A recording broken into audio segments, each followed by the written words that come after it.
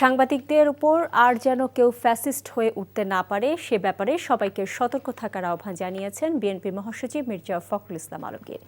জাতীয় প্রেসক্লাবে বাংলাদেশ ফেডারেল সাংবাদিক ইউনিয়ন ও ঢাকা সাংবাদিক ইউনিয়ন আয়োজিত ইফতার মাহফিলে এই আহ্বান জানান তিনি। সংসদের প্রথম অধিবেশনের মধ্য দিয়ে গণতন্ত্রকে প্রাতিষ্ঠানিক রূপ দেওয়ার কাজ শুরু করার প্রত্যাশা জানান মির্জা ফখরুল। তিনি বলেন, রাষ্ট্রের সব প্রতিষ্ঠানের লক্ষ্য হওয়া উচিত মুক্ত গণমাধ্যম প্রতিষ্ঠা। তথ্যমন্ত্রী, সমাজ কল্যাণ মন্ত্রী ও জামায়াতে ইসলামী সহ বিভিন্ন রাজনৈতিক দল এবং সাংবাদিক নেতারা এতে অংশ নেন। এখানে বিশেষ অতিথিবৃন্দ